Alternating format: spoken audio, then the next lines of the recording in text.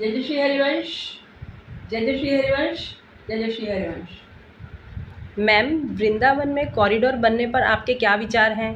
क्योंकि मैम आप तो वृंदावन जाते ही रहते हैं और मैम यूट्यूब पर भी आपकी वीडियो आती है। आपके 1000 से ज़्यादा सब्सक्राइबर हैं, तो आप उस पे क्या विचार करना चाहेंगे? कुछ बताएं मैम। आपका सवाल है कि चारों तरफ आज खास तौर से इन दिनों कॉरिडोर को लेकर हलचल मची हुई है।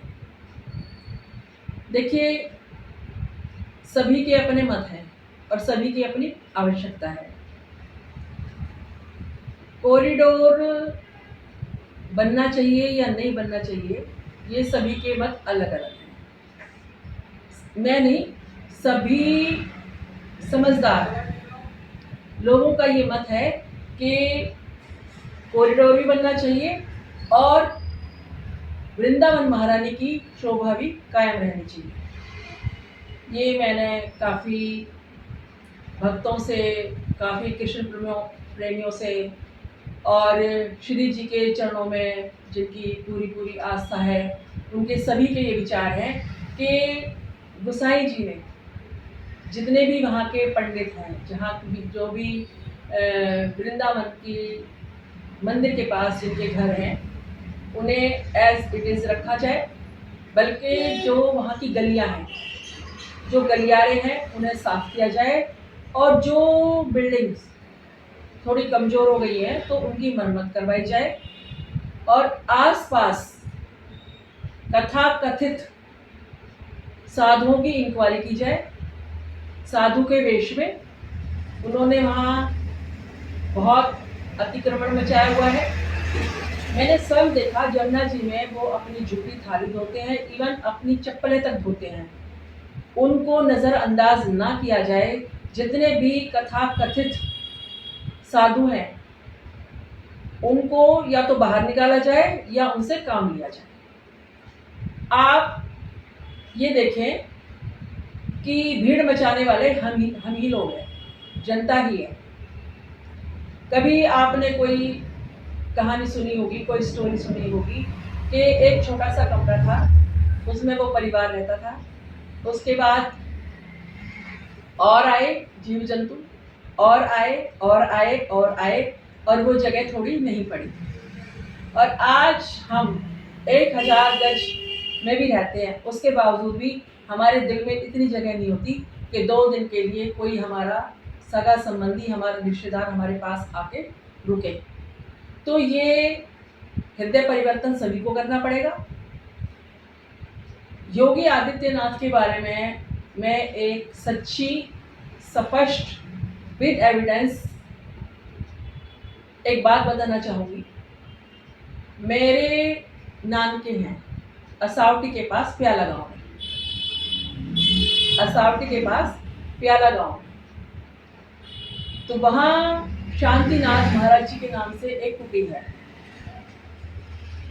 जब गर्मियों की छुट्टियां होती थी, ध्यानपूर्वक सुनिए, यह बात इस बात को प्रमाणित कर देगी कि योगी आदित्यनाथ एक विशाल जगह पर या एक कॉरिडोर को ही मान्यता नहीं दे रहे, बल्कि सूक्ष्म से सूक्ष्म समस्या को वो हल करते हैं।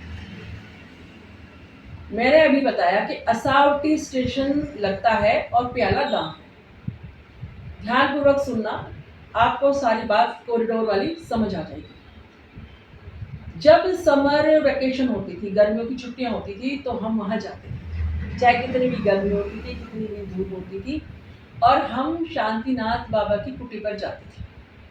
अपने नाना के यहाँ जाते थे हम, प्याला गांव में। तो जब कुटी का जो रास्ता था गांव से लेकर कुटी तक, तो एक छोटी सी पगडंडी हुआ करती थी। वो पगडंडी ऐसी थी कि एक जना चला जाए तो दोबारा वापस कोई आएगा, मतलब 2 व्यक्ति एक साथ नहीं जा सकते थे। और इससे भी बढ़कर उधर से कोई ढोर वगैरह आ जाए तो लगता था इधर भी पौंड था, इधर भी पौंड था, जिसे पोखर कहा जाता है। पोखर कहते थे हम, इधर भी पोखर थी, इधर भी पोखर थी, और एक छोटी सी पगडंडी थी। बच्चों को समझाने के लिए आज के जो अंग्रेज बच्चे हैं उनको मैं ये समझाना चाहती हूँ कि वो इधर भी पॉन्ड होता था, इधर ही पॉन्ड होता था, और एक बहुत ही छोटा रास्ता होता था, रोड होता था, छोटी सी पगडंडी होती थी। उसे झोड़ भी कह सकते हैं आप, उसे पोखर भी कह सकते हैं, उसे पॉन्ड भी कह सकते हैं। मतलब इधर भी पॉन्ड था, इधर भी पॉन्ड था, बीच में से रास्ता निकलता था लंबा, गांव से लेके कुटी तक। तो गोरखनाथ जी के शिष्य शांतिनाथ बाबा, जब हम कुटी पर जाते थे तो जब उन्हें हम चरणों में नमस्कार करते थे तो ये शब्दावली होती थी, बाबा महाराज। और बाबा उस कुटी से ही हमें आशीर्वाद देते थे। वहाँ घना वन था, घना जंगल था, पेड़ पर पेड़ चढ़े हुए थे और जीव जंतुओं का आगमन एक कॉमन बात थी। तो महाराज शांतिनाथ बाबा ने उस पौंड में से मिट्टी निकाल कर उन्होंने शुरुआत की। पहले एक तसला लेकर, एक बर्तन ऊपर लेकर, जो मैं आज के बच्चों को समझाना चाहती हूँ, तसला फावड़ा लेकर उन्होंने मिट्टी निकालनी शुरू की और उस पगडंडी को चौड़ा कर दिया। उस महाराज जी को देखकर, शांतिनाथ बाबा को देखकर पूरा गांव उनके साथ लग गया। वो रास्ता थोड़ा और चौड़ा हो गया। लेकिन बरसात के दिनों में और बाकी दिनों में कोई वहां गाड़ी नहीं जा सकती थी, सिर्फ पैदल का रास्ता था और फिसलन इतनी हो जाती थी कि गिर सकते थे। इतनी भयंकर चिकनी मिट्टी होती थी कि वहां चलना बड़ा दूभर हो जाता था। योगी आदित्यनाथ के जैसे ही वहां चरण पड़े, वो वृक्ष वहीं के वहीं है, वृक्ष नहीं कटे, और जो लताएं, जो वृक्ष एक दूसरे के ऊपर चढ़े हुए थे, तो उसमें बच्चों को हम बता ही नहीं सकते थे ये पेड़ किसका है। वो इस तरीके से कंजस्टेड होता था। अब योगी आदित्यनाथ ने बड़े बड़े पार्क, बड़े बड़े पेड़, बड़ा खुला रास्ता और इतना चौड़ा रास्ता कर दिया है कि वहाँ की मिट्टी की खुशबू है, मिट्टी की खुशबू भी कायम है, और वो रास्ता भी कंक्रीट है। उसमें से 2, 3, 4 गाड़ियां आराम से निकल सकती है। जब भी कोई महोत्सव होता है तो वहां आराम से सब तरीके के महोत्सव, गुरु पूर्णिमा, जैसे अब गुरु पूर्णिमा आ रही है तो वहां महोत्सव बहुत अच्छे तरीके से मनाए जाते हैं। और जो कुटी के पास एक तालाब था वो भी है। लेकिन मैं गुसाई जी, जितने भी गुसाई जी हैं, उनकी भावनाओं को देखते हुए इस बात पर आती हूँ, जब मैं बहुत वर्षों के बाद वहाँ गई, बचपन में मैं वहाँ जाती रहती थी, और काफ़ी वर्षों के बाद जब मेरी शादी होने के बाद और एक मैं गृहस्थ जीवन में थी और जैसे बहुत कम जा पाई, मैं कुछ एक ब्रेक हो गया था मेरा वहाँ जाने का, तो जब मैंने वहाँ जाकर देखा तो मैं बहुत रोई थी। मैं वहाँ जाकर जब देखा तो बहुत रोई थी कि यहाँ बाबा की कुटी होती थी, यहाँ वो वाला पेड़ होता था, यहाँ कुई होती थी, यहाँ एक बाल्टी लटकी होती थी, यहाँ बाबा बैठकर भजन करते थे। हालांकि कुटी का निर्माण बहुत अच्छे तरीके से हुआ और अभी भी हो गया है, और जितने भी श्रोतागण हैं वहाँ जाकर देख सकते हैं। ये सब बताने का मेरा मकसद ये है कि हम सभी को गोसाई जी की भावनाओं का भी ध्यान रखना है, और कॉरिडोर भी बनाना चाहिए। कॉरिडोर किस तरीके से बनाना चाहिए कि जैसे मंदिर है, वहाँ कुंज गलियाँ हैं, वहाँ की जो शोभा है, जो इस तरीके से इंटरव्यू लिए जा रहे हैं, पंचायतें हो रही हैं कि ऐसा नहीं होना चाहिए, वैसा नहीं होना चाहिए, सब सर्वप्रथम वहाँ सफाई होनी चाहिए। वहाँ इतनी गंदगी है। अब आप कहेंगे कि वहाँ पे प्लास्टिक के कप होते हैं, प्लास्टिक की थालियाँ होती हैं, वहाँ पर खाना ऐसे फेंक दिया जाता है। भाई अगर पत्तल भी होंगी, पत्तलों पे भी आप भोजन करेंगे, और सकोरे होते थे पहले मिट्टी के, वो भी आप वहाँ पे प्रसाद ग्रहण करेंगे, तो कूड़ा तो वो भी होगा। उसकी एक व्यवस्था की जाए, वो ट्रकों में भरकर वृंदावन से बाहर किसी स्थान पर ले जाया जाए, और जैसे ही छठीकरा में हम एंटर करते हैं और माता वैष्णो देवी का मंदिर है, वहाँ तक कुछ ऐसा किया जाए कि कॉरिडोर बनाया जाए, और जो प्रेम मंदिर है वहाँ से लाइन बनाई जाए। अब आप कहेंगे मैं किसी भी पार्टी के पक्ष में नहीं हूँ। मेरा जब से मैंने होश संभाला है, 7th क्लास की में थी मैं, जब से मुझे इन बातों की समझ है कि कौन सी पार्टी क्या है, कौन सी पार्टी क्या है। जब कांग्रेस की पार्टी थी, 2 बैलों की जोड़ी, फिर गाय बच्चा आया, फिर हाथ आया, पहले जनसंघ पार्टी थी, दिया दीपक था, फिर उसके बाद कमल आया, और भी जो अन्य पार्टी हैं। बाकी सभी पार्टियों से मेरा निवेदन है सब मिलकर, क्योंकि कान्हा जी सबके हैं, श्री जी सबकी हैं, सिर्फ पूरा ठीकरा आप गुसाई समाज पर ना फोड़े। गुसाई समाज उनके करीब रहा है, उन्हें भोग लगाता है, उनसे बातें करता है। ये सब कैसे हो सकता? नहीं हो सकता। जो इंटरेस्ट, मैं अपना उदाहरण दे रही हूँ, जो रुचि मुझे अपने विद्यालय के हर बच्चे से होगी, मलिक विद्याभवन की मुख्य अध्यापिका हूँ मैं, जो मुझे रुचि होगी हर बच्चे के सुख दुख की, जो मैंने I started this school from zero, शुरुआत से मैंने ये चलाया है। जो इंटरेस्ट मुझे होगा, जो दर्द मुझे होगा, जो खुशी मुझे होगी, वो किसी और को नहीं हो सकती, यहाँ तक कि मेरे बच्चों को भी नहीं हो सकती। तो मेरे कहने का मतलब है कि जितने भी बड़े गुसाई हैं, वो अपने बच्चों को ये शिक्षा दे रहे हैं कि इस तरीके से पूजा होनी चाहिए, इस तरीके से भोग लगना चाहिए, रात को अंगीठी रखनी चाहिए, ठाकुर जी के पास ऐसा कपड़ा पहनना चाहिए। और आप ध्यानपूर्वक सुने, यदि आपने सेवा की होती तो इस तरीके से वहाँ खड़े होकर, जो साल 6 महीने में एक बार दर्शन करने आते हैं, कहते हैं कि कॉरिडोर बनना चाहिए, कॉरिडोर बनना चाहिए, ये होना चाहिए, वो होना चाहिए, ऐसा नहीं होता, वैसा नहीं होता। ऐसे नहीं, सब मिलकर इसका एक रास्ता निकालें। तोड़ना आसान काम है, जोड़ना बहुत मुश्किल है। किसी भी वृक्ष में बहुत समय लग जाता है वो बड़ा होने में, काटने में घंटे भर में आप काट कर गिरा दोगे। सर्वप्रथम मेरी योगी आदित्यनाथ जी के विषय में मैंने बताया अभी कि योगी आदित्यनाथ एक सिर्फ वृंदावन की बात नहीं कर रहे हैं, वो जहाँ भी जैसा भी बहुत सारे धर्म स्थल में उनके विषय में तो आप सब जानते ही हैं। बार बार कुछ भी कहना तो समय ज़्यादा लगाना होगा वीडियो में। योगी आदित्यनाथ जी ने हर जगह सुविधा की, वहाँ में और वृंदावन में बहुत फर्क है। वो एक चौड़ी जगह थी, एक बड़ी जगह थी, यहाँ प्रेम है। ये तो प्रेम की बात है, तू दो बंदगी तेरे बस की नहीं है, यहाँ सिर दे के होते हैं सौदे। हकीकत में जो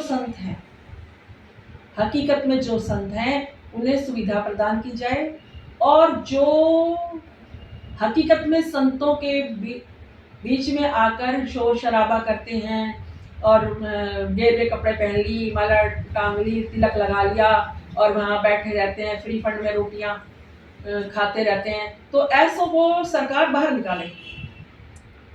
यहाँ 60% लोग ऐसे साधु संत हैं जो कि वहाँ के गोसाइयों के ऊपर आप ठीकरा फोड़ रहे हैं कि यहाँ आपके घर हैं, यहाँ आपके मकान हैं, यहाँ आपके दुकान है। देखिए, वो श्री जी और श्री कृष्ण भगवान से उनका ऐसे नाता है जैसे उंगली से नखून दूर नहीं हो सकता। कहना बहुत आसान है। और मैं मैंने अभी बताया ना कि मैं हर पार्टी को जानती हूँ। मेरा जो स्वभाव है, मैं कैंडिडेट देखती हूँ। मैं जब भी कोई मूवी देखती हूँ तो मैं पूछती हूँ हीरो कौन है, उसका कैरेक्टर देखती हूँ। योगी आदित्यनाथ जी बीजेपी में हैं। अगर योगी आदित्यनाथ जी किसी अन्य पार्टी में भी होते तो मैं योगी आदित्यनाथ के नतमस्तक होती। और ये हम सभी जनता को ये बहुत अच्छा मौका मिला है कि संत के हाथ से कॉरिडोर बने। लेकिन कॉरिडोर का मतलब ये नहीं है कि आप पुरानी लताओं को, पुराने वृक्षों को, पुरानी धरोहर को, पुराने मकानों को पुरानी कुंज गलियों को नष्ट करने, ऐसा नहीं। आपके हाथ में सत्ता है, आप सबकी सुने, सभी पक्षों की सुने और उस पर गौर करें। ये नहीं कि हाँ जी ऑर्डर हो गए, आज हम सत्ता में हैं तो आज हम कॉरिडोर बना लेंगे, कल को दूसरी पार्टी आ सकती है, दूसरी सत्ता में आएगी, अभी कॉरिडोर बन गया, मान लो कॉरिडोर बन गया, अभी कॉरिडोर बन गया, फिर दूसरी पार्टी आई, उसने चिढ़ में वो कॉरिडोर तोड़ दिया, तो यह टूटता बनता ही रहेगा? नहीं। आपसे मेरी सभी से मेरी जितने भी श्रोतागण सुन रहे हैं और जो जनता फालतू की पंचायत वहाँ करती है, ऐसा नहीं होना चाहिए, वैसा होना चाहिए, ऐसा नहीं होना चाहिए, अरे ये तो सैक्रिफाइस है, भक्ति और प्रेम। तो भीड़ तो हम मचाते हैं ना। अगर आप संकरी गली पर आए, ध्यानपूर्वक सुनिएगा, गौर फरमाइएगा मेरी इस बात पर कि आप संकरी गली पर आते हैं तो वैष्णो देवी में अर्धकुंवारी पर एक छोटी सी इतनी सी जगह, इतनी सी, और उसमें से निकल के जब तक बाहर नहीं आ जाते तो सभी यात्री समझते हैं कि हम वैष्णो देवी के दर्शन हमारे जब ही सफल है जब हम अर्धकुंवारी की उस छोटी सी गुफा में से निकलकर बाहर आए। वो तो इतनी सी गुफा है और वहाँ कितनी भीड़ होती है, तो क्या वहाँ सब कुछ ध्वस्त कर देंगे आप?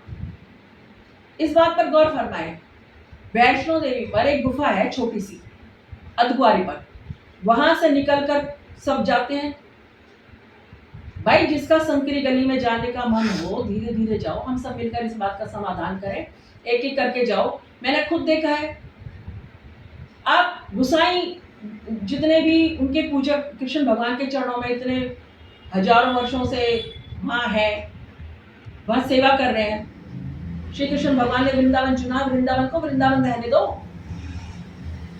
अब आप पेड़ काट रहे हैं, आप ये कर रहे हैं, आप उनको तो रोक नहीं पा रहे जो बिल्डर है, जो वहाँ जमीन इतनी हो गई, जमीन की कीमत क्या हुई? अरे सबे भूमि गोपाल की, सबे भूमि गोपाल की। आपस में मत झगड़ा करो, किसी के कहने पर उकसाओ मत। जितने संत महात्मा हैं जो हमें अच्छी शिक्षा दे रहे हैं, वहाँ जितने भी कथावाचक हैं, कोई ये तो नहीं कहता ना तुम जेब काटो, शराब पियो, मांस खाओ, कोई तो नहीं कहता ना। ये कम से कम उन लोगों से तो अच्छी है ना जो तुम ऐड देखते हो, ऐसे ऐसे कपड़ों की, ऐसे ऐसे खाने की, ऐसे ऐसे पीने की, ये खाओ वो खाओ, उससे तो ज़्यादा अच्छा है ना जितना समय कथावाचकों में लगता है। सभी कथावाचकों ने काम बांटा हुआ ना, थोड़ी जनता वहाँ बैठ जाती है, थोड़ी जनता वहाँ, तो कथावाचकों का सम्मान करें, कथावाचकों का सम्मान करें। और जो भी वहाँ की कुंज गलियाँ हैं जहाँ तुम्हें दिखता है कि टूट फूट है, तो वहाँ निर्माण करें, उसकी मरम्मत करें और उससे थोड़ी दूर जाके कॉरिडोर बना ले, वहाँ से लाइन बना के और रजिस्ट्रेशन करवाएं। जब हम किसी दूसरे स्टेट में जाते हैं तो हम ट्रेन का रजिस्ट्रेशन करवाते हैं, 1-2 महीने पहले करवा लेते हैं, 3 महीने पहले करवा लेते हैं। तो रजिस्ट्रेशन सिस्टम करें, उस तरीके से ध्यान दें। ये क्या भाई कि मतलब किसी को तोड़ फोड़ दो और वो बना दो, तो ऐसे नहीं करना चाहिए। सभी साथ बैठे और भाई जनता का तो कुछ नहीं कर सकते। पल में ये इधर हो जाती है, पल में ये उधर हो जाती है, पल में ये कांग्रेस की हो जाती है, पल में ये बीजेपी की हो जाती है। ये तो जनता, हम जो लोग हैं, हमें ही सोच समझकर ये काम करना चाहिए और इस तरीके से तबाही नहीं मचाना चाहिए। इस तरीके से कृष्ण भगवान को बिल्कुल अच्छा नहीं लग रहा। चलो मैं एक आपको उदाहरण देती हूँ। मैं मदन टेर गई, आज मुझे कहना पड़ रहा है, मैं कहना नहीं चाहती थी, बिल्कुल भी नहीं कहना चाहती थी, ये सीक्रेट, लेकिन आज ये ज़रूरत है। मैं मदन टेर गई और वहाँ मैं गोबर और मिट्टी से लिप कर आई और जो वहाँ पेड़ है, वहाँ एक बाबा रहते हैं और उससे आगे एक पेड़ है, तो मैं वहाँ जल से मिला के आई, वो करके आई। और जैसे ही मैं घर आई तो 2 दिन बाद मुझे आभास हुआ कि उस पेड़ के तने पर पेंट कर दिया गया। और जैसे वो पेड़, उन लताओं की भावना की बात मैं बता रही हूँ। मैं किसी भी राजनीति के या किसी भी गुसाई के या किसी भी जनता के दबाव में बिल्कुल नहीं बोल रही हूँ, बिल्कुल भी नहीं बोल रही हूँ। और हम अब नहीं बोलेंगे तो कब बोलेंगे? अगर हम अब नहीं बोलेंगे तो कब बोलेंगे? मैं सिर्फ अपने विचार बता रही हूँ आपको और ये हकीकत बता रही हूँ, सच्चाई बता रही हूँ। तो मुझे रात को घबराहट सी हुई और मैंने, मेरी भाभी है, मेरे भाई है, मेरा भाई सुरेंद्र सिंह शेरावत, और मेरी भाभी राजवाला, मैं वो काफ़ी स्पिरिचुअल हैं। तो मैंने सुबह उन्हें उनका फ़ोन किया कि आप मेरे साथ चलो, और वहाँ पेड़ पर किसी ने पेंट कर दिया है, और वो पेड़ कह रहा है कि मुझे मुझे सांस नहीं आ रही, मुझे घबराहट हो रही है, मुझे क्या कर दिया। तो जैसे ही मैंने एंटर करा तो वहाँ के बाबा से मैंने वो पेड़ देखा भी नहीं था, तो मैंने कहा बाबा ऐसे ऐसे बात है। तो उन्होंने कहा अरे लाली पूछे मत ना, पता ना कौन या उन्होंने अपनी ब्रिज भाषा में बताया कौन या पेड़ पे पेंट कर गया। फिर हमने उसको धोया। अभी मैंने वो आगे जाके पेड़ देखा नहीं था, ऐसे गोल होके बीच में पेंट लगा हुआ है। मैंने अपने स्टाफ को भी बताई ये बात कि मैं जा रही हूँ, आप स्कूल संभालो, मैं अभी जा रही हूँ। और मैंने अपने भाई के पास फ़ोन किया, और मेरे भाई ने उसी टाइम मेरे स्कूल के सामने गाड़ी लगा दी। मेरे भाई भाभी दोनों गए, और हम वहाँ गए। पहले तो हमारी ये उसको लिया, वहाँ से हमने परिक्रमा लगाते हैं जहाँ गोवर्धन, वहाँ गए। वहाँ हमारा काफ़ी बहुत बड़ा बना हुआ है वहाँ रुकने का, तो वहाँ से केयर टेकर को भी लिया। और जब मैं गाड़ी से उतरी तो सामने ही गाय का गोबर मुझे मिला, और मैंने वो बाल्टी में भरा, मिट्टी मिल लिया, और वहीं से एक छोटा सा मदन टेल पर छोटी सी एक बना हुआ है, उसमें हौदी सी बनी हुई है, उससे पानी था, उसी से पानी लिया, और हमने वो पेंट हटाया, और फिर वो वहाँ से लीपा हमने तीनों चारों ने मिलके। तो मैं बता रही हूँ ना, ये साक्षात प्रमाण दे रही हूँ मैं कि वहाँ की लताएं बोलती हैं, वहाँ के पेड़ बोलते हैं, वहाँ की हर ईंट बोलती है, वहाँ का हर कुछ बोलता है। वहाँ के बंदर साधारण बंदर नहीं है। तो भाई अगर हम कहीं कथा सुनने जा रहे हैं, मैं जैसे कथा सुनने जाती हूँ वहाँ, और उस जगह के आसपास की जगह में कुछ परिवर्तन आ जाए तो थोड़ी तकलीफ तो होती है ना कि यहाँ ये था, यहाँ ये था, यहाँ ये था, और हमें रोना आ जाए। तो मेरे कहने का तात्पर्य ये है कि कोई चीज़ तोड़ी ना जाए, कोई चीज़ नष्ट ना करी जाए, एज इट इज़ राइट। वहाँ गंदगी, वहाँ भीड़ सिर्फ उन लोगों से है कि 60% लोग वहाँ कथाकथित साधु हैं, जो वहाँ पे अपने बर्तन धोते हैं जमुना जी में, अपने कपड़े धोते हैं, झूठी थालियाँ धोते हैं, अपने जूते तक धोते हैं। मैंने खुद देखा वहाँ, और मैंने उनसे कहा भी था। तो 8-10 लोग आ गए, तुम्हें क्या मतलब है? मैंने कहा मुझे मतलब है, तुम जूते क्यों धो रहे हो जमुना जी में? मैंने उन्हें कहा। और जहाँ तक सवाल इस बात का है कि ठाकुर जी के मंदिर के पास में घर हैं, भाई वहाँ पे एक सेप्टिक टैंक का इंतजाम कर दो, और वहाँ जितने भी नाले जमुना जी वगैरह में गिरते हैं उनको उल्टा करके कहीं बाहर किसी उसमें छठीकरा साइड में निकाल दो। ऐसे सिस्टम से काम करो ना, उन नालों का मुख उधर कर दो। जमुना जी में क्यों करते हो? हर पहले सेप्टिक टैंक हुआ करते थे, पहले ऐसी गंदगी कहाँ होती? जमुना जी साफ क्यों थी? अब तो सारे नाले उसमें है, पहले नालों का इंतजाम तो करो, कॉरिडोर की तो बात बाद में करना। तो मेरे कहने का मतलब ये है कि मैं बिल्कुल भी राजनीतिक में नहीं हूँ, और मैं स्पष्ट बात करती हूँ, और मैं ऐसे समर्थ संत की शिष्या हूँ जिनका नाम सत्य सत्य सत्य है। और वो मेरे जय या मैं किसी पार्टी पॉलिटिक्स से, या किसी संत की तरफ से, या गोसाई जी की तरफ से, या योगी आदित्यनाथ की तरफ से, किसी की तरफ से नहीं बोल रही हूँ। मैं सिर्फ सच बोल रही हूँ कि समाधान करना चाहिए बजाय तोड़फोड़ मचाने की, कहीं भी तोड़फोड़ मचाने के लिए। और जो घर का मुखिया होता है, योगी आदित्यनाथ जी तो संत हैं, एक तरफ संत हैं और एक प्रेम के दीवाने हैं, प्रेमी हैं। तो प्रेमियों के पास तो सिर्फ भावना ही होती है, कंक्रीट तो होता ही नहीं है। और इस बात पे मैं और रोशनी डालते हुए बताऊं कि जब कच्चे घर थे, जब लीपते थे गोबर मिट्टी से, तो कच्चे दिल थे। अब मार्बल डल गया ना, सबकी आंखों में मार्बल लग गया, अपने ही नजर नहीं आते, बाहर के तो जब नजर आएंगे। तो मेरा कहने का तात्पर्य यह है कि एक बीच का रास्ता निकाला जाए, भावनाओं को ठेस ना पहुंचाई जाए। भावना ही सब कुछ होती है। और जैसे कहते हैं ना आजकल यूट्यूब पे, ये खाओ तो ऐसा हो जाएगा, वैसा खाओ जाएगा तो वैसा हो जाएगा, ऐसा करो तो ऐसा कर। जिस चीज़ से हमारा शरीर बना है, हर चीज़ हर किसी पे लागू नहीं होती। हर खाना पीना, हर पहनना ओढ़ना हर किसी पे लागू नहीं होता। छोटी सी बात है, ये 5 उंगलियां एक जैसी नहीं है। एक माँ के 3 बच्चे होते हैं, तीनों बच्चे एक जैसा खाना नहीं खा सकते।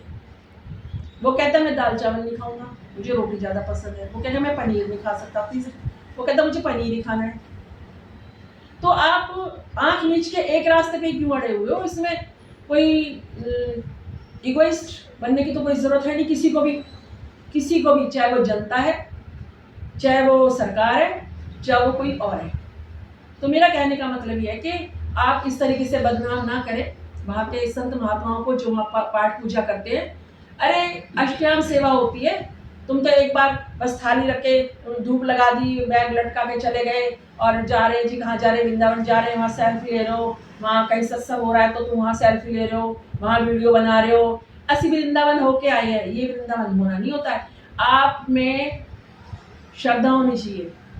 जो रात को उठ के अगर कहना कह दे ना कि नहीं मुझे तो झाड़ू लग रहा है, तो बार बार जाके गुसाई जी ठंड में नहाते हैं। आप पूरा इतिहास पढ़िए, पहले उनके साथ बैठिए, कृष्ण भगवान की अटकेलियाँ सुनिए। जैसे मैंने अभी आपको पेड़ का बताया, मैं बहुत बड़ी भगत नहीं हूँ, कुछ भी नहीं हूँ और ना ही मुझे यूट्यूब पे आने का कोई इतना ज़्यादा शौक है और या मुझे भाई यूट्यूब से बहुत ज़्यादा पैसा मिल रहा है, ऐसा भी कुछ नहीं है। यूट्यूब से कभी ज़िंदगी में कोई पैसा मिला भी ना तो मैं बिल्कुल नहीं लूँगी। इस बात को नोट कर लिया जाए, रिकॉर्ड कर लिया जाए, क्योंकि मेरे जज ने मुझे वो दे दिया कि कोई किसी को दे ही नहीं सकता, वो दे दिया। और वो ही ठाकुर जी कृष्ण भगवान ने वो ही चीज़ गोसाइयों को प्रदान की हुई है, तो वो कैसे ठाकुर जी को छोड़ दें, कैसे वहाँ अंदर तक कॉरिडोर बन रहे थे। जैसे मैंने उदाहरण दिया वैष्णो देवी का, कि गुफा में से भी होके जाते हैं और वहाँ भीड़ लगी होती है, पेशेंट भी सारे बैठे होते हैं विद पेशेंस। तो ये तो पेशेंस ही नहीं है लोगों को, ये होना चाहिए, वो होना चाहिए, ऐसा होना चाहिए, वैसा होना चाहिए। तो भाई इस तरीके से मेरी आपसे निवेदन है, सबसे सब बैठकर बात करें। और जो मुखिया होता है उसे सबको देखना होता है, एक को नहीं देखना होता। जो मुखिया है हमारी सरकार, वो गोसाई जितने भी गोसाई हैं उनके साथ बैठकर बात करें, बाकी पार्टियों को हाथ ना सेकने दें। और ये हकीकत है कि सदा किसी का राज नहीं रहता, कोई आज बना रहा है कल कोई तोड़ देगा। ऐसा मत करो ना, लताओं पताओं से मत खेलो, वहाँ की कुंज गलियों से मत खेलो, वहाँ जी भर के पौधे लगाओ, जी भर के पौधे लगाओ। और मैं आपको लिख के दे रही हूँ, जिस जनता के लिए आप कॉरिडोर बना रहे हो ना, वही उसमें कमी निकाल देगी। आप कुछ भी बना लेना, मोती लगा देना वहाँ पे, कुछ भी कर देना, कोई भी छोटी मोटी घटना हो गई तो वो कह देंगे सरकार कुछ नहीं करती, सरकार कोई भी सरकार कुछ भी कर ले, ये जनता कभी खुश नहीं होती। तो सभी का ध्यान रखते हुए कॉरिडोर का निर्माण करें और पूरा प्रयत्न करें, 100% प्रयत्न करें कि फालतू के कथाकथित जो वहाँ पे टीका लगा के ऐसे घूम रहे हैं साधु बेल्ले, तो उनको वहाँ से निकाला जाए, उन्हें काम पे लगाया जाए। और जो हकीकत में सत्य संत हैं उनका आदर किया जाए, उन्हें सुविधा दी जाए। गोसाई जितने भी गोसाई हैं, श्री जी के मंदिर के या कृष्ण भगवान के मंदिर के, बांके बिहारी के मंदिर के जितने भी गोसाई हैं, उन्हें प्रणाम किया जाए, उनके चरणों में प्रणाम किया जाए। मैं उनके चरणों में प्रणाम करती हूँ। मैं और सरकार से भी ये आग्रह करूँगी कि उन्हें और सुविधाएं दी जाएं, उनके घर ना तोड़े जाए। और वो आप ही के हैं योगी जी, और योगी जी आप उनके हो, हम सब आपके हैं, हम सब एक हैं। आपस में बिखरने से कुछ नहीं होगा। बुहारी को बंधे रहने दो और अच्छे से सफाई करो, बुहारी को झाड़ू को बंधे रहने दो। ना गुसाई जी अलग हैं, ना योगीनाथ जी अलग हैं, क्योंकि वो एक मुख्यमंत्री होने से पहले एक संत है। जैसा कि मैंने बताया प्याला गांव में उन्होंने इतना अच्छा समाधान कर दिया कि आप जाकर देखोगे आपकी तबीयत खुश हो जाएगी। तो कहने का मेरा मतलब ये है कि अगर हमारा काम बिना तोड़ फोड़ के चल रहा है तो जरूरी है तोड़ फोड़ करने की। यदि हमारा काम बिना तोड़ फोड़ के चल रहा है और सब प्रसन्न है तो सभी को देखें, किसी को नज़रअंदाज ना करें। और सभी के चरणों में मेरा बहुत बहुत अभिनंदन। योगी आदित्यनाथ जी, मैं एक मुख्यमंत्री होने के नाते नहीं, एक संत होने के नाते आपके चरणों में नमन करती हूँ और सभी गोसाइयों के चरण में नमन करती हूँ। और आम जनता से कहती हूँ कि ज़्यादा किंतु परंतु ना करें, सरकार को और जितने भी पुजारी हैं बांके बिहारी के मंदिर के, सबको सहयोग करें, थोड़े पेशेंस रखें। कहाँ के भगत हो भाई तुम? वैसे तो मीरा जी का गुणगान करते रहते हो, सुनते रहते हो। सारे जितने भी भक्त हुए हैं उनका सैक्रिफाइस तो देखो एक बार। भक्तों के सैक्रिफाइस की बात तो निराली है। मैं आपको एक इस बात को और ज़्यादा तवज्जो देते हुए बताऊंगी कि मैं जब 7th क्लास में थी तो एक स्टोरी थी Jim and Della. Jim and Della. तो जिम डेला के लिए की कंघी के लिए अपनी वॉच बेच देता है और उसका जिम के वॉच के लिए पट्टा बदलने के लिए डेला अपने बाल कटवा देती है। मतलब जिम को डेला के बाल, लंबे बाल, घने बाल बहुत पसंद थे जिम को, और डेला को उनकी घड़ी के लिए एक स्ट्रैप लाना था, पट्टा लाना था। तो उसके पट्टे के लिए उसने वो बाल कटवा दिए, समझ रहे हो, डेला ने, और जिम ने अपनी वॉच बेच दी। ये तो साधारण एक समाज की बात बता रही हूँ मैं, और तुम उस की बात कर रहे हो जो इस प्रकृति से ऊंचा एक अप्राकृतिक शक्ति की दया सारे गुसाइयों पे है। तो इस बात को लंबा चौड़ा मत बढ़ाओ, किंतु परंतु मत करो। ज़्यादा मॉडर्न बनने की ज़रूरत नहीं है। और अभी तुम इतने हाथ से देख रहे हो क्या क्या हो रहा है, तो भाई शांतिपूर्वक सारे काम हो जाए, कॉरिडोर भी बन जाए, सबके घर भी बच जाए, सबकी भावनाएं भी बच जाए, और वृंदावन की लता पताएं भी बच जाए, और ज़्यादा से ज़्यादा वृक्ष लगाए। और एक शर्त और रख दे, जो वृंदावन आएगा वो यहाँ एक पेड़ लगा कर जाए। फिर देखो भीड़ कितनी कम होती है। जो भी कोई आएगा वृंदावन में एक पेड़ लगा कर जाएगा, और उसकी पूरी रक्षा करेगा जब तक वो 5, 7, 8 मीटर का नहीं हो जाता। इस तरीके की आप व्यवस्था करें तो सब कुछ सुगम हो जाएगा। जय जय श्री हरिवंश, जय जय श्री हरिवंश, जय जय श्री हरिवंश।